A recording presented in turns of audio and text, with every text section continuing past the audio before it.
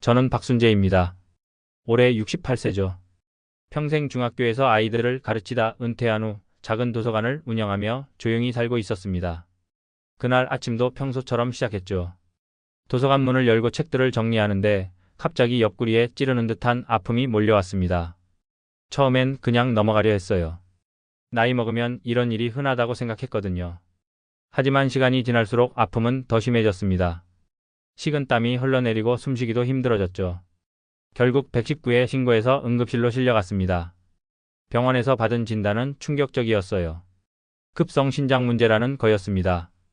담당 의사는 심각한 표정으로 말했죠. 수술이 필요합니다. 빨리 하지 않으면 위험해질 수 있어요. 수술비는 700만 원. 제가 은퇴 후 모은 저축으론 턱없이 부족했습니다. 교사 월급으론 그리 큰 돈을 모을 수가 없었거든요. 평생 검소하게 살았지만 이런 큰 돈이 갑자기 필요할 줄은 몰랐어요. 떨리는 손으로 아들 현수에게 전화를 걸었습니다. 43살인 현수는 제 유일한 아들이에요. 회사를 다니며 나름 잘 산다고 생각했죠. 현수야, 아버지야. 네, 아버지. 무슨 일이세요? 목소리부터 바쁜 티가 났습니다. 그래도 아들이니까 이해해 줄 거라 생각했어요. 아버지가 병원에 입원했단다. 수술이 필요한데. 뭐가 문제인데요? 상황을 설명하니 현수는 잠깐 조용해졌습니다. 그러더니 한숨을 쉬며 말했죠. 아, 그런 일이 있었군요. 근데 아버지 요즘 제가 너무 바빠서요. 회사 일도 많고 지은이도 스트레스 받고 있어서. 며느리 지은 얘기까지 나오니 더 답답했습니다. 현수야, 아버지 목숨이 위험할 수도 있다는 얘기야. 그렇다고 하셔도 정말 지금은 안 되겠어요. 다른 방법 찾아보세요. 전화가 끊겼습니다. 손에 든 휴대폰을 보며 멍하니 있었어요. 평생 이 아들을 위해 살았는데 이렇게 냉정할 수가 있나 싶었습니다. 현수는 어릴 때부터 똑똑했어요. 공부도 잘했고 대학도 좋은 곳에 갔죠. 저는 교사 월급을 쪼개가며 과외비며 학원비며 다 대줬습니다. 아내가 일찍 돌아가신 후론 더욱 현수에게 모든 걸 쏟아부었어요. 결혼할 때도 마찬가지였습니다. 집 마련 자금도 제가 도왔고 결혼식 비용도 상당 부분 제가 부담했죠. 며느리 지은이 원하는 대로 다 해줬습니다. 하지만 결혼 후 현수는 점점 달라졌어요. 만나는 횟수도 줄어들고 연락도 뜸해졌죠.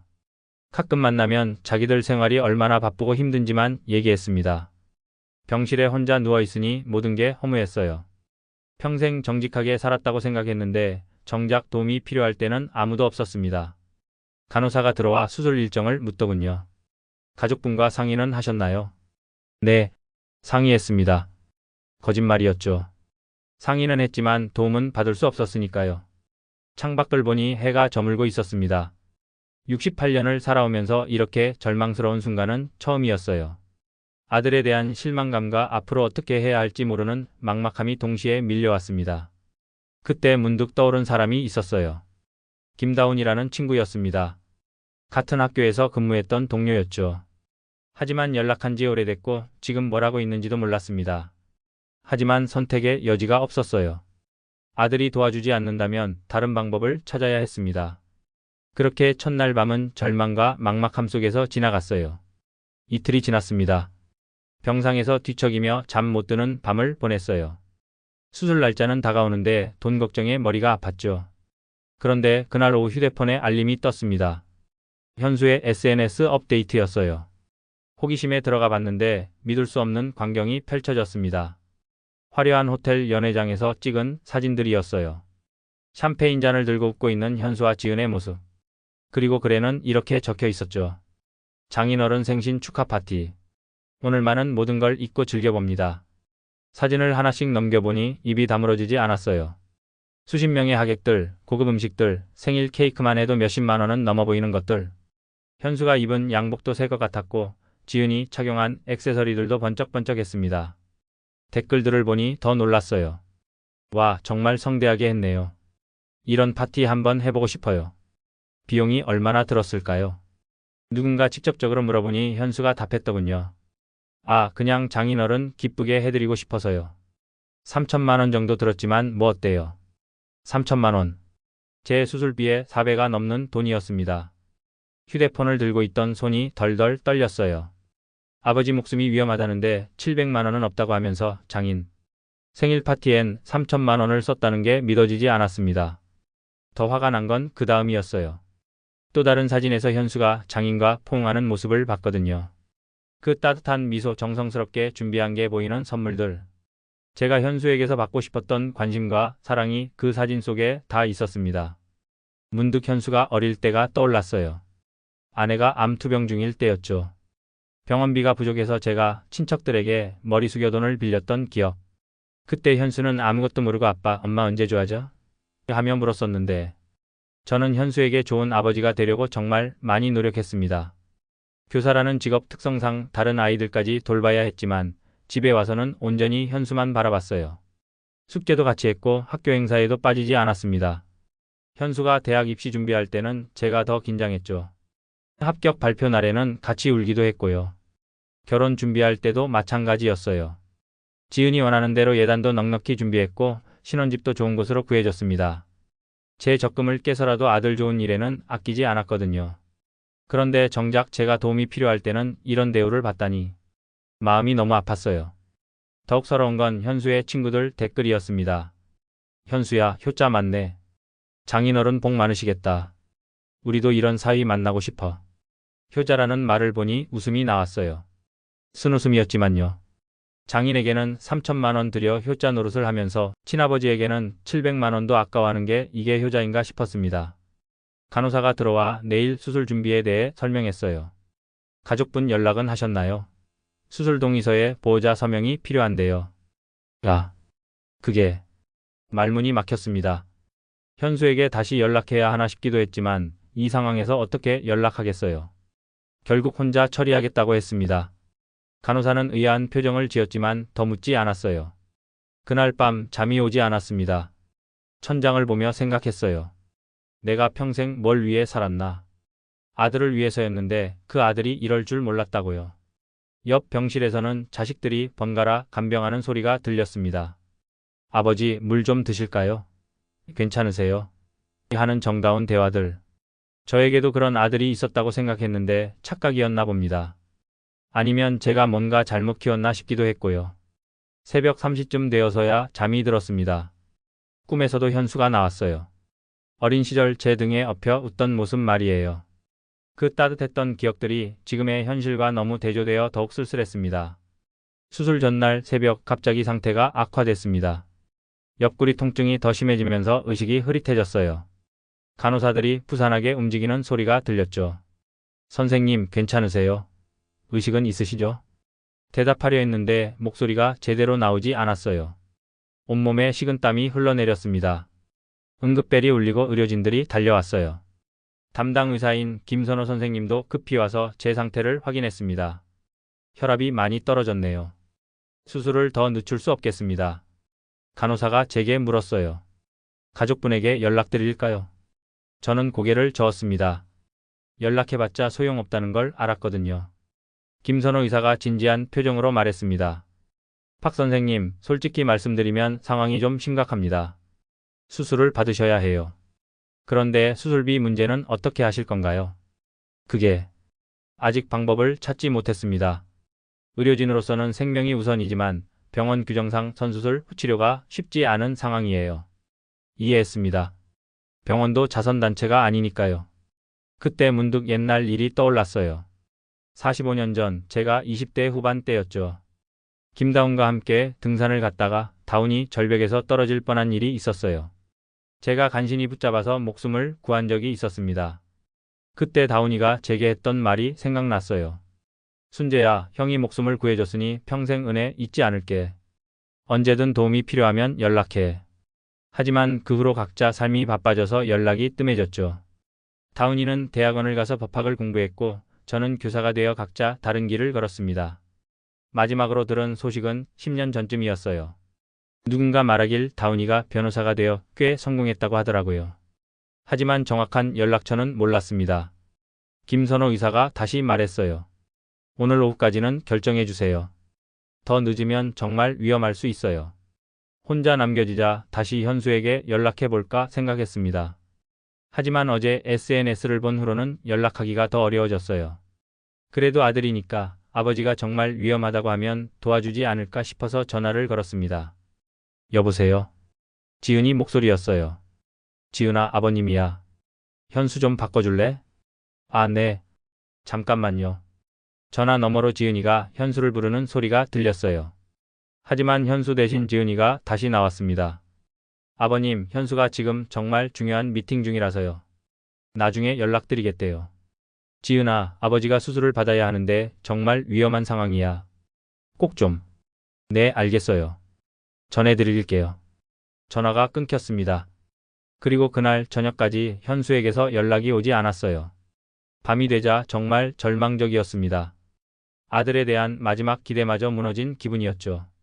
그때 간병인 아주머니가 들어왔어요. 어르신 많이 힘드시죠? 자식들이 바쁘다고 하니까 더 서운하시겠어요. 네, 좀 그렇네요. 근데 어르신 옛날 친구분들은 안 계세요. 가끔 보면 오랜 친구가 가족보다 더 든든할 때도 있거든요. 그 말을 듣고 김다운이 다시 생각났습니다. 45년 전 그 일, 그때의 다운이 표정, 진심 어린 약속. 인터넷 검색을 해봤어요. 김다운 변호사를 찾아보니 정말 있었습니다. 꽤 큰 법무법인에서 일하고 있더라고요. 하지만 45년이나 지났는데 저를 기억할까요? 설령 기억한다고 해도 갑자기 연락해서 도움을 청한다면 부담스러워하지 않을까요? 그래도 다른 방법이 없었어요. 죽을 상황에서 체면을 차릴 때가 아니었죠. 떨리는 손으로 법무법인에 전화를 걸었습니다. 내일이면 수술인데 정말 마지막 희망이었어요. 다음 날 아침 일찍 법무법인에 전화를 걸었습니다. 수술 시간이 오후 2시였거든요. 정말 마지막 기회였어요. 안녕하세요. 태산법무법인입니다. 김다운 변호사님과 통화하고 싶습니다. 어떤 용건이신지 말씀해 주시면. 45년 전 친구입니다. 박순재라고 하는데요. 잠깐 기다리라더니 연결해 줬어요. 전화벨이 울리는 동안 심장이 터질 것 같았습니다. 여보세요? 45년 만에 듣는 다운이 목소리였어요. 많이 변했지만 어딘지 익숙했습니다. 다운아, 나 순재야. 전화 넘어가 잠깐 조용했어요. 순재?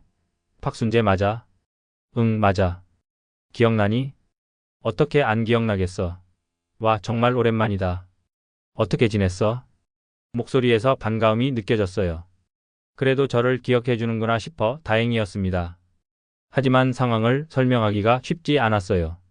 갑자기 연락해서 돈 달라고 한다면 어떻게 생각할까요? 다운아, 사실 좋은 일로 연락한 게 아니야. 내가 지금 상황을 차근차근 설명했습니다. 병원에 입원한 것, 수술이 필요한 것, 아들이 도와주지 않는 것까지. 다운이는 중간중간 그래? 하며 놀라워했어요. 순재야, 그래서 지금 혼자 병원에 있다고? 응. 미안해. 갑자기 연락해서 이런 얘기하게 돼서. 야, 무슨 소리야. 45년 전 일 기억나지? 내가 내 목숨 구해준 거. 그때 일을 다운이도 기억하고 있었어요. 그때 내가 아니었으면 난 죽었을 거야. 그런데 지금 도와주지 못할 이유가 뭐 있겠어? 마음이 뜨거워졌습니다. 45년이 지났는데도 그때의 은혜를 기억해 주다니. 하지만 다운아, 700만 원이야. 적은 돈이 아니잖아. 700만 원? 그게 뭐가 큰 돈이야. 내가 지금 가서 바로 해결해 줄게. 정말이야? 당연하지. 지금 어느 병원에 있어? 병원 이름과 위치를 알려줬더니 1시간 내에 오겠다고 했어요. 전화를 끊고 나니 눈물이 났습니다. 45년 만에 만나는 친구가 혈육인 아들보다 더 따뜻하게 대해주다니. 그때 현수에게서 전화가 왔어요. 아버지, 어제 연락 못 드려서 죄송해요. 응, 현수야. 그래서 병원비가 얼마나 필요하다고 하셨죠? 혹시나 해서 물어봤나 싶었어요. 700만 원이야. 야, 그게 좀 많네요. 요즘 정말 여유가 없어서요. 혹시 100만 원 정도는 어떠세요? 100만 원. 어제 장인 생일 파티에 3천만 원을 쓴 아들이 친아버지 수술비로는 100만 원을 제안했습니다. 현수야, 그걸로는 수술을 받을 수가 없어. 그럼 좀 더 기다리시면 안 돼요. 제가 다른 방법을 찾아볼게요. 기다릴 시간이 없다고 설명해도 소용없었어요. 현수는 계속 좀 더 기다려보세요만 반복했습니다. 현수야, 아버지가 죽을 수도 있다는 얘기야. 에이, 요즘 의료기술이 워낙 좋으니까 괜찮을 거예요. 너무 걱정 마세요. 정말 한심했어요. 아버지 목숨을 의료기술 발달로 안심시키다니. 그럼 현수야, 아버지가 혹시 죽으면 어쩔 거야? 아버지, 왜 그런 불길한 소리를 하세요? 그런 일은 없을 거예요. 현실 인식이 전혀 안 되고 있었어요. 아니면 인식하고도 모른 척하는 건지. 알겠다. 그럼 아버지가 알아서 해결할게. 네, 아버지. 죄송해요. 정말 여유가 생기면 바로 도와드릴게요. 전화를 끊으며 마음이 차가워졌어요. 이제야 확실히 알았습니다. 현수에게 저는 더 이상 우선순위가 아니라는 걸. 오히려 속이 시원했어요. 더 이상 아들에게 기대할 필요가 없으니까. 김다운이라는 진짜 친구가 있다는 걸 다시 알게 됐으니까요. 간호사가 와서 수술 준비를 시작한다고 했어요. 가족분은 언제 오시나요? 친구가 옵니다. 아, 그러시군요. 더 이상 아들 얘기는 하지 않았어요. 이제 김다운만 믿고 기다릴 뿐이었습니다. 시계를 보니 11시였어요. 다운이가 1시간 내에 온다고 했으니 곧 만날 수 있을 거였습니다. 45년 만에 재회가 이런 상황에서 이루어지다니 아이러니했지만 그래도 기대됐어요. 12시 정각에 병실 문이 열렸습니다. 45년 만에 보는 김다운이었어요. 머리는 하얗게 샜지만 여전히 또렷한 눈빛이었습니다. 정장을 말끔히 차려입고 들어오는 모습에서 성공한 변호사라는 게 느껴졌어요. 순재야. 다운아. 45년의 세월이 한순간에 사라지는 것 같았어요. 다운이는 제 손을 꽉 잡고 눈물을 흘렸습니다. 이 자식아, 왜 이제야 연락했어? 혼자 이런 고생을 하고 있었으면서. 미안해. 갑자기 연락하기가 좀. 무슨 소리야. 우리 사이에 그런 게 어딨어? 다운이는 바로 업무과에 가서 수술비를 해결했어요. 700만 원을 현금으로 가져와서 말이에요. 그 모습을 보며 정말 고마웠습니다. 다운아, 이 돈 어떻게 갚지? 야, 갚으라고 준 게 아니야. 내가 45년 전에 내 목숨 구해준 거 잊었어? 다운이가 그때 일을 자세히 기억하고 있었어요. 그때 설악산 대청봉에서 내가 발을 헛디뎠을 때 내가 벼랑 끝에서 내 손을 붙잡아준 거 기억나지? 물론 기억했습니다. 그때 다운이는 정말 위험했어요. 한 발만 더 미끄러졌다면 수십 미터 아래로 떨어졌을 거예요. 내가 그때 얼마나 무서웠는데. 내가 아니었으면 정말 죽었을 거야. 그런 일은 누구라도 했을 거야. 아니야, 순재야. 그때 너도 위험할 수 있었는데 주저하지 않고 나를 구해줬잖아. 그 은혜를 45년간 잊은 적이 없어. 수술 시간이 다가오자 다운이는 계속 곁에 있어준다고 했어요. 보호자로 사인할 사람이 필요하다며? 내가 할게. 고마워, 다운아. 정말 고마워. 뭘 고마워해. 이제라도 연락해줘서 내가 더 고맙지. 수술장으로 들어가기 전에 다운이가 말했어요. 순재야, 걱정하지 마. 요즘 의료기술 좋아져서 수술 잘 될 거야. 나도 여기서 기다리고 있을게. 마취가 시작되면서 의식이 흐려졌어요. 마지막으로 본 건 다운이의 걱정스러운 표정이었습니다. 수술은 3시간 정도 걸렸어요. 깨어났을 때 다운이가 침대 옆에 앉아 있었습니다. 깼구나. 수술 잘 됐대. 정말이야? 응, 의사가 성공적이었다고 하네. 며칠만 입원해 있으면 퇴원할 수 있을 거래. 안도감에 눈물이 났어요. 죽을 뻔했던 상황에서 살아난 기분이었습니다. 다운아, 내가 아니었으면 어떻게 됐을지 몰라. 그런 소리 하지 마. 우리 사이잖아. 며칠 후 컨디션이 좋아지자 다운이와 많은 얘기를 나눴어요. 45년간 어떻게 살았는지 각자의 인생사를 들려줬습니다. 다운이는 대학원에서 법학을 공부한 후 변호사가 되었어요. 결혼도 하고 아들, 딸도 두었는데 다행히 자녀들과 관계가 좋다고 했습니다. 순재야, 내 아들 얘기 들어보니까 정말 안타깝다. 부모에게 그럴 수가 있나? 글쎄, 내가 뭔가 잘못 키웠나 싶기도 하고. 무슨 소리야. 내가 얼마나 성실하고 정직한 사람인데. 교사로서도 훌륭했잖아. 다운이는 제가 자책하지 말라고 위로해줬어요. 사람은 키운 대로 자라는 게 아니야. 각자 선택의 문제지. 그 말이 큰 위로가 됐습니다. 수술 후 일주일째 다운이가 특별한 얘기를 꺼냈어요. 순재야, 내가 살고 있는 집이 어디라고 했지? 시내에서 좀 떨어진 곳인데 왜? 혹시 그 동네 개발 얘기 들어본 적 없어? 개발? 무슨 개발? 다운이의 표정이 진지해졌어요. 순재야, 내가 부동산 관련 일도 좀 하는데 말이야. 내 동네가 곧 대규모 개발 예정 지역이야. 갑자기 무슨 소리인지 모르겠어서 어리둥절했어요. 그게 무슨 뜻이야?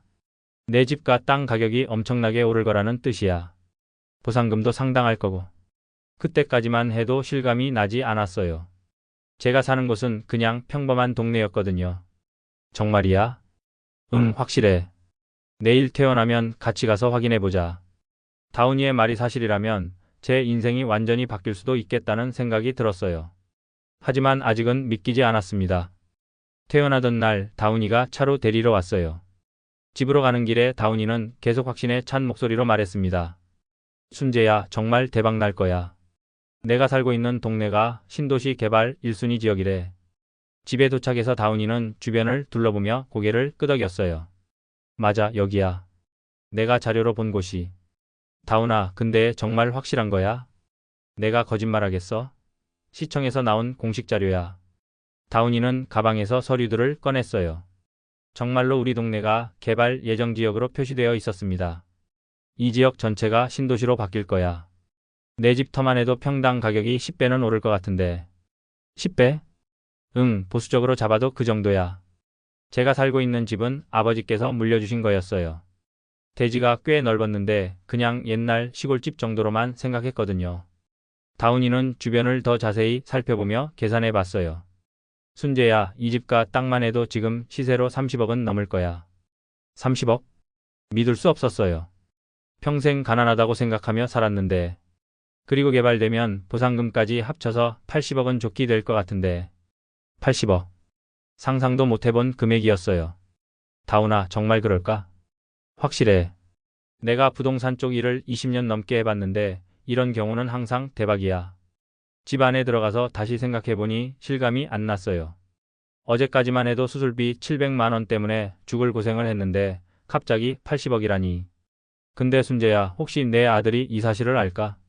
모를 거야. 나도 오늘 처음 들었는걸. 그럼 앞으로 조심해야 할 것 같은데. 조심? 사람들이 돈 얘기만 나오면 완전히 달라지거든. 특히 가족이라고 해서 예외는 아니야.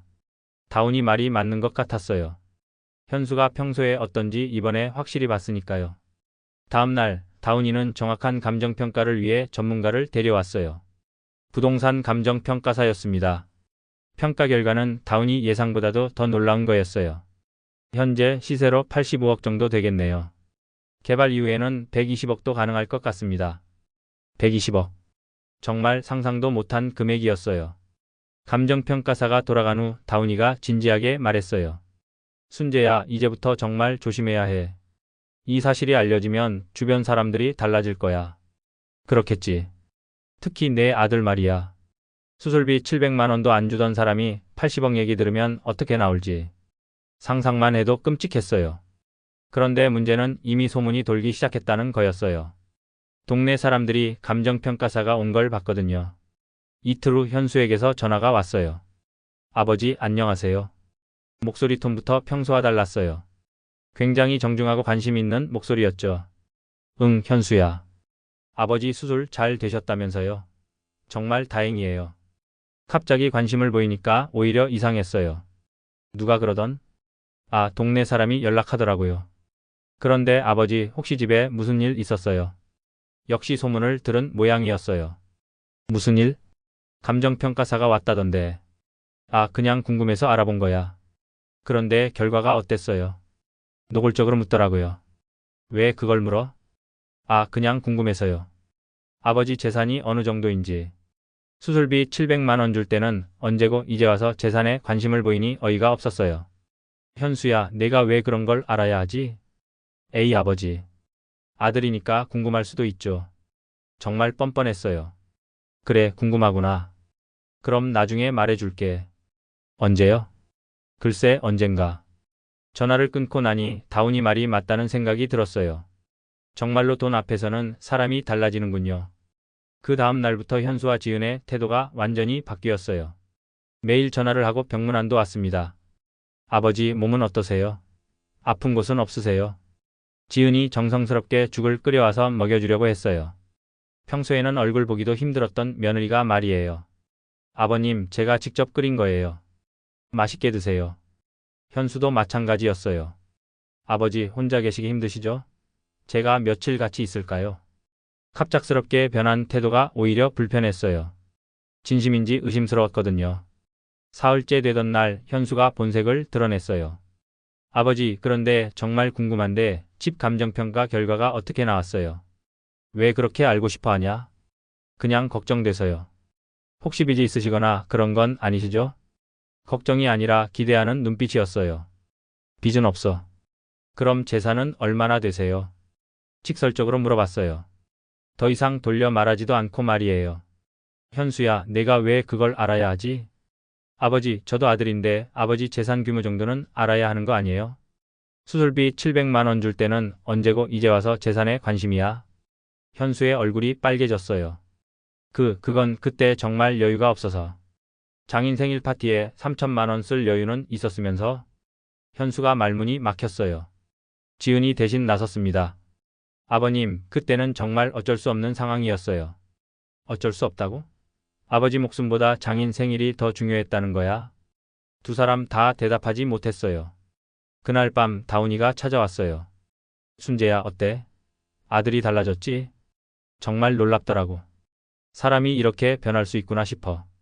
내가 뭐라고 했어? 돈 앞에서는 혈육도 소용없다고. 다운이가 조언해줬어요. 순재야, 이제 좀 더 신중하게 행동해야 할 거야. 법적으로도 보호받을 방법을 생각해봐야 하고. 무슨 뜻이야? 유언장도 미리 작성해두고 재산 관리도 체계적으로 해야 한다는 뜻이야. 그게 필요할까? 당연하지. 내 아들 보니까 앞으로 더 적극적으로 나올 것 같은데. 다운이 말이 맞았어요. 며칠 후 현수가 더 노골적으로 나왔거든요. 아버지, 솔직히 말씀드릴게요. 동네에서 소문이 돌던데 집이 80억 정도 된다는 얘기가 있어요. 그래서? 그럼 저희도 좀 알아야 하는 거 아닌가요? 나중에 상속 문제도 있고. 상속 얘기까지 꺼내다니 정말 기가 막혔어요. 현수야, 나 아직 죽지도 않았는데 벌써 상속 걱정이야? 그런 뜻이 아니라. 그럼 무슨 뜻이야? 지은이 또 끼어들었어요. 아버님, 현수 말은 미리 준비해두자는 뜻이에요. 준비? 뭘 준비해? 재산 관리 같은 거요. 아버님 혼자서 그런 큰 돈을 관리하시기 힘드실 텐데. 결국 재산 관리를 자기들이 하겠다는 얘기였어요. 내가 언제 힘들다고 했니? 그래도 80억이면 전문가의 도움이 필요하지 않을까요? 전문가 도움은 내가 받겠어. 김다운이라는 변호사 친구가 있거든. 김다운 얘기를 하니까 두 사람 표정이 급변했어요. 아, 그분이 아버지 수술비 내주신 분이죠? 맞아. 그런데 그분이 재산 관리까지 하시는 게 좋을까요? 왜? 뭐가 문제야? 현수가 조심스럽게 말했어요. 아무래도 가족이 아닌 분이니까. 혹시 모르잖아요. 정말 어이가 없었어요. 자기들은 아버지 수술비도 안 주면서 도와준 친구를 의심하다니. 현수야, 김다운은 내가 도와주지 않을 때 700만 원 선뜻 내준 친구야. 그렇긴 하지만 뭐? 혈육과 남은 다르죠. 혈육. 수술비 700만 원도 아깝다던 혈육이 80억 앞에서는 혈육을 강조하는군요. 그날 밤 정말 많은 생각을 했어요. 현수와 지은의 진짜 속마음을 이제야 제대로 본 것 같았습니다. 일주일 후 현수와 지은이 함께 찾아왔어요. 뭔가 준비해온 기색이 역력했습니다. 아버지, 저희가 좀 진지하게 얘기하고 싶어서 왔어요. 무슨 얘기? 현수가 서류 뭉치를 꺼냈어요. 재산관리 위임장이에요. 아버지 명의로 되어 있지만 실질적인 관리는 저희가 하는 거죠. 정말 뻔뻔했어요. 700만 원도 안 주던 놈들이 80억 관리는 자기들이 하겠다고 나서다니. 왜 너희가 관리해야 하지? 지은이 달콤한 목소리로 말했어요. 아버님, 저희가 점고 요즘 투자 쪽도 잘 알잖아요. 아버님 혼자 관리하시기엔 너무 큰 금액이에요. 그래서 저희가 관리해서 더 불려드릴게요. 현수도 거들었어요. 아버지, 이런 기회를 놓치면 안 되죠. 요즘 부동산 투자하면 몇 배로 불릴 수 있어요. 몇 배로 불린다는 말에 웃음이 나왔어요. 현수야, 혹시 내가 바보인 줄 아니? 네? 무슨 말씀이세요? 너희가 왜 갑자기 이렇게 관심을 보이는지 다 알고 있어. 두 사람이 당황하는 기색을 보였어요. 저희는 정말 아버님을 위해서. 위해서? 누구를 위해서? 당연히 아버님을 위해서죠. 그럼 내가 수술비 700만 원 달라고 할 때는 왜 안 도와줬어? 현수가 머뭇거리더니 말했어요. 그때는 정말 여유가 없었어요. 장인 생일 파티에 3천만 원 쓸 여유는 있었으면서. 그건 뭐? 장인이 나보다 더 소중해? 지은이 얼굴이 빨개지며 소리쳤어요. 아버님, 왜 자꾸 그 얘기만 하세요? 이미 지난 일인데. 지난 일? 내게는 지난 일이겠지. 하지만 나에게는 평생 잊을 수 없는 일이야. 현수가 무릎을 꿇었어요. 아버지, 제가 잘못했어요. 정말 죄송해요. 그때 제가 정신이 없어서 갑작스럽게 무릎을 꿇으니 당황스러웠어요. 현수야, 일어나. 아버지가 용서해 주실 때까지 안 일어날 거예요. 지은이도 옆에서 눈물을 흘렸어요. 아버님, 저희가 정말 잘못했어요. 앞으로는 진짜 효도할게요. 하지만 더 이상 속을 수 없었어요. 80억 때문에 하는 연기라는 걸 너무 잘 알았거든요. 현수야, 일어나. 그리고 집에 가. 아버지, 가라고 했어. 그날 밤 다운이와 길게 얘기했어요. 순재야, 결정했어? 응, 결정했어. 후회하지 않겠어? 후회할 게 뭐가 있겠어? 애초에 기대할 게 없었던 거잖아. 다운이가 유언장 작성을 도와줬어요. 재산의 일부는 자선단체에 기부하고 일부는 다운이에게 그리고 최소한만 현수에게 주기로 했습니다. 며칠 후 현수가 다시 왔어요. 이번에는 정말 절망적인 표정이었습니다. 아버지, 제발 한 번만 더 기회를 주세요. 현수야, 기회는 이미 줬어. 내가 정말 도움이 필요할 때 말이야. 그때 제가 정말 바빴어요. 바빠? 장인 생일 파티 준비할 시간은 있었잖아. 현수는 더 이상 변명하지 못했어요. 아버지, 그럼 정말 저를 버리시는 거예요? 버리는 게 아니야. 그냥 각자 살아가는 거지. 재산은요? 결국 재산 얘기였어요. 내가 받을 몫은 따로 있어. 얼마나요? 살아가는데 필요한 만큼. 그게 얼마나 되는데요? 1억. 1억. 그게 다예요. 현수의 실망한 표정을 보니 마음이 편해졌어요. 역시 돈이 목적이었구나 싶었거든요. 현수야, 1억도 적지 않은 돈이야. 하지만 전체가 80억인데 나머지는 내 뜻대로 쓸 거야. 그날 현수는 화를 내며 나갔어요. 아버지가 그렇게 나오신다면 저도 할 말이 있어요. 그래, 할 말 있으면 해봐. 법적으로라도 제 권리를 찾겠어요. 그래, 해봐. 김다운이 내 변호사니까. 현수가 문을 쾅 닫고 나갔어요. 다음날 다운이가 웃으며 말했어요. 순재야, 내 아들이 변호사 선임했네. 그래. 응, 상속권 주장하겠다고. 근데 유언장이 법적으로 완벽해서 승산이 없을 거야. 그 후로 현수와는 연락이 끊어졌어요. 가끔 지은이가 전화하기도 했지만 받지 않았습니다. 6개월 후 정말 개발이 시작됐어요. 보상금으로 120억을 받았습니다. 다운이와 함께 계획대로 자선단체에 70억을 기부했어요. 나머지 50억 중에서 30억은 다운이와 함께 관리하기로 하고 20억은 제가 편하게 쓰기로 했습니다. 현수에게 약속한 1억도 보냈어요. 받긴 받더라고요. 지금은 다운이와 함께 새로운 집에서 편하게 살고 있어요. 진짜 친구가 얼마나 소중한지 새삼 느낍니다. 가끔 현수 생각이 나기도 해요. 하지만 후회하지는 않습니다. 혈육이라고 해서 무조건 용서할 필요는 없으니까요. 진정한 가족은 혈연이 아니라 마음으로 이어진 사람들이라는 걸 이번에 확실히 알았어요. 김다운 같은 친구가 있어서 정말 다행입니다.